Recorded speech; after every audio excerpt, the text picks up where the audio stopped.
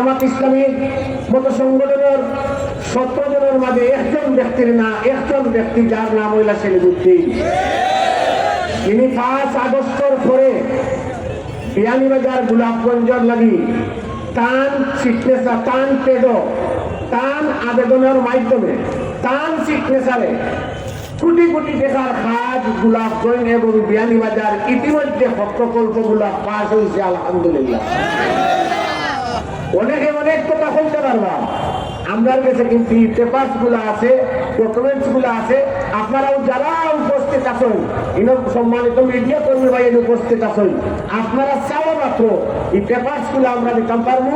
তাই কোন পেপার কোন মন্ত্রণালয়, যোগাযোগ মন্ত্রণালয় পাঠাইলা, কোনটা পঞ্চায়েত মন্ত্রণালয় পাঠাইলা, কোনটা এলজিডি মন্ত্রণালয় পাঠাইলা, কোনটা রোডস এন্ড হাইট পাঠাইলা, এই সব ডকুমেন্টস গুলো আপনারা চাওয়া মাত্র আমরা দিতাম পারবো ইনশাআল্লাহ।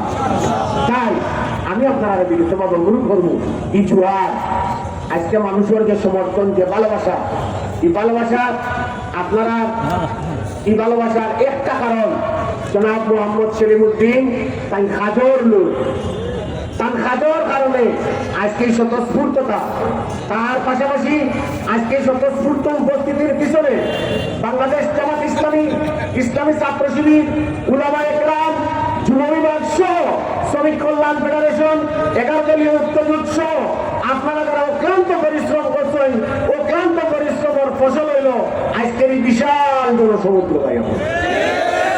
তাই আজ গোলাপগঞ্জ, বিয়ানীবাজার সর্বত্র একটা আওয়াজ, একটা সুর, দাঁড়িপাল্লাহ, দাঁড়িপাল্লাহ, দাঁড়িপাল্লাহ, দাঁড়িপাল্লাহ।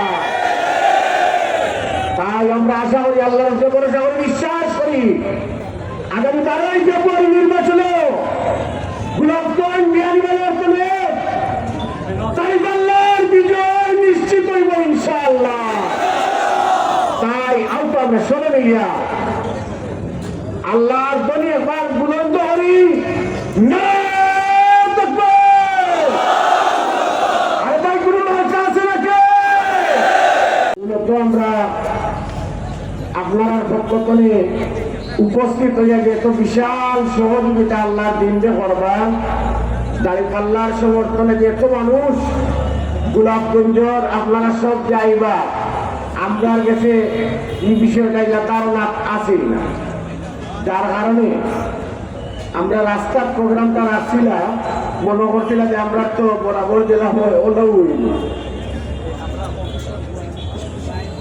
এই প্রোগ্রামের কারণে আমি বুঝলাম আমরা সম্মানিত ব্যবসায়ী যারা আছেন তারার কষ্ট, সম্মানিত যারা যাত্রী তারার কষ্ট, যারা পরিবহনের সাথে জড়িত তারার কষ্ট।